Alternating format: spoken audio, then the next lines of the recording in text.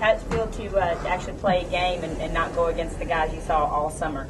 It feels great. I think everybody was a little anxious to get out there and hit somebody, other than the guys they've been hitting for, a month now. So it felt great to actually get the pads on, go out there and play in front of 101,000 screaming fans. Coach talked about what you have to do from game 1 to game 2 and how you have to improve. As a player, what kind of improvements do you see that need to happen for Penn State? Well, I think we can really improve all across the board. I think the great thing about this first game was, I think we got a good start, but at the same time, we also get a chance to see the areas where we need a lot of improvement on. And I think we just need to continue to get better in every area. Like I said, I think it's a good start. What areas? Can you elaborate on that? No, I mean, just really all across the board. I mean, there's not really one area in particular that jumped out to me as I was watching the film, but I think, just continue to understand our schemes and who we have and our assignments.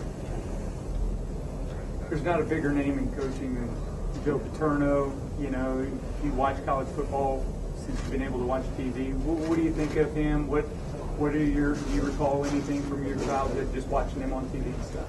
Yeah, I mean, I think obviously Coach Paterno is a guy who is greatly respected among all generations. It's kind of funny that he's been around forever, and I think everybody on this team has a great amount of respect for him, and we know that he's accomplished some great things over the years. And I think it's really an honor and a privilege to get to play against one of his teams. I mean, the guy leads the FBS and wins, so I mean, that's pretty special right there. I saw a story that said Penn State, this is the game that they've been pointing to.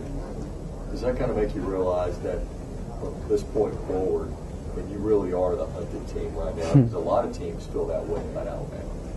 Yeah, well, we know that a lot of teams are going to circle us on our schedule, but really every week we just kind of try to not really look at our opponent and just kind of go out there and play the best game we can.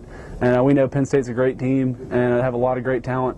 But like I said, we're just going to try to play our game and do what we do best. And we hope that at the end of the game the score will take care of itself. This week have a little bit of a different feel to it. It's not an SEC opponent. It's not a normal non-conference opponent. It's a pretty historic matchup. Is there a different feel? I'd say there is a little bit of a different feel. It's pretty cool to, like you said, it's a really historic matchup. Alabama and Penn State have met many times, and I'd say it's really cool to be a part of something that that so many great Alabama players throughout the years have been a part of. So yeah, I'd say it's a pretty cool feeling. A few more. Coach was talking about Trent Richardson as a leader and how he's always had that leadership quality. Can you talk about what you've seen, like specific examples of that maybe on the field? Definitely. Trent's a guy who came in and you think he's 22 instead of 18. He really just is so mature as both a player and a human being. I guess he came in and he's so talented that guys just naturally look up to him, and I think he's done a great job of really stepping up into that leadership role and realizing that a lot of guys are watching him for leadership and doing a great job of being both leading by example and just being kind of a vocal leader. When we need it, say, hey guys, let's go, let's get this. One more.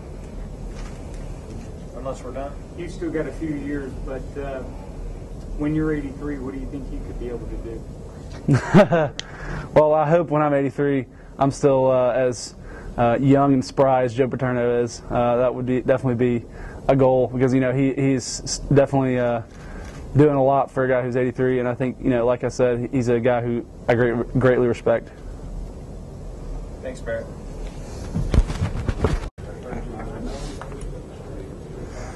You guys aren't supposed to be working on Labor Day.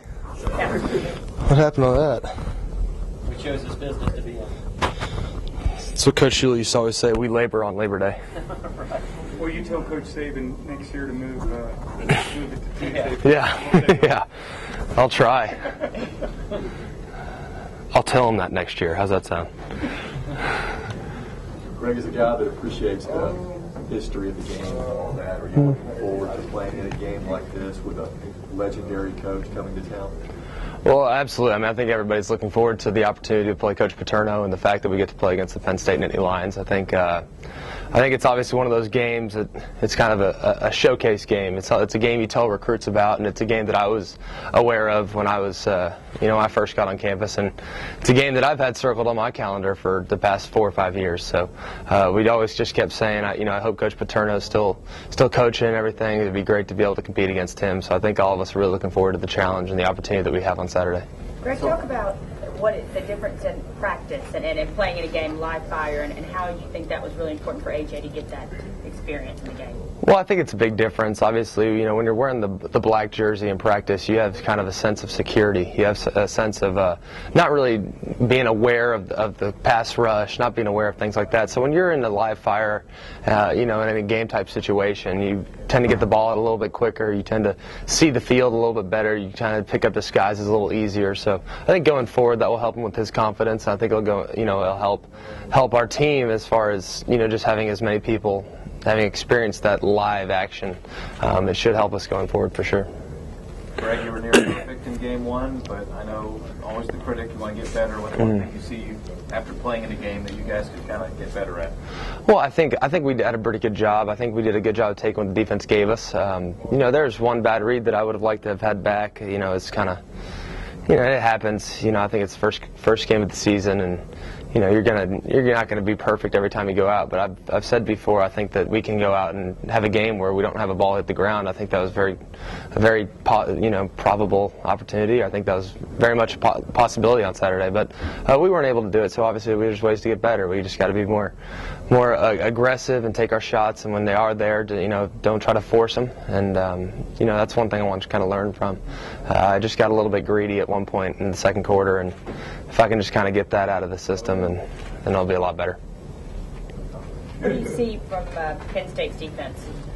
Well, I spent a little bit of time watching them this morning. I haven't spent probably as much as I would have liked to. I got to watch them for about an hour 15 this morning, but they do a really good job. They're good tacklers. They're well coached. They always have good linebackers. I think everybody's pretty aware of that. As far as their defensive system, they have big personnel. Obviously, they play in the Big Ten, so their primary focus is to stop the run, and it's very evident in the personnel that they have. They have big guys across the board, and their secondary does a really good job. I know a lot of people say the Big Ten. It's just a totally different. It's a different dynamic. It's a different type of football. But then they ran really well. I mean, they can make plays, and we're gonna have to be ready to get open against zone coverage and man coverage and all those things. And it should be a nice little challenge for us. Greg, Coach talked about you this time this year compared to last year, making throws you weren't making last year, doing things maybe last year you weren't able to do. What's been the difference? Is it just game experience or successful game experience? What's been the difference? Well, I think it's a little bit of both. I think once you kind of have that little bit of experience last year, and we were able to taste some success, obviously, throughout the course of the season last year. It did give me confidence in my preparation and the way I'm, in my capabilities on the field. I know that a lot of times last year I was a little apprehensive about making some throws and maybe just being a little bit too cautious at times. But this year I feel a little bit more comfortable. I think my timing's better with my wideouts. I can anticipate throws a little bit better. I can anticipate coverages, and I just have a good rapport with my teammates. I think that helps as well. I think I have a good understanding of what the offensive line is going to be doing protection-wise, and I have say if Julio's got a route at 14 yards, I'm going to trust him in the fact that he's going to get to 14. And last year I wasn't necessarily sure. He might run one at 13, run at one at 15, and I wasn't really sure how to gauge it, depending on where the defensive player was aligned. So this year I just have a little bit better understanding. I just feel a lot more confident in my preparation. I know what to look for on film, and I think that it's hopefully going to pay dividends throughout the course of the season. Coach was talking about Richardson as a natural leader on the team ever since he came in.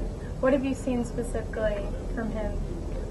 Well, Trent is a guy that really does a lot by example. He's not a real vocal guy, but he's also a guy that he's an emotional player, so people really respect what he has to say. He definitely will jump on you if you're not doing something right, and he's feisty. If you jump on him and he feels like he's doing something that's wrong, he'll be hard on himself as well. So he's just a good player, and obviously we have a lot of respect for Trent, the way he carries himself both on and off the field. And a big reason why he is such a good leader is because he is such a good good person, and he's very humble. He's a hard-working player, and I think that's a big reason why he has so much respect within the locker room.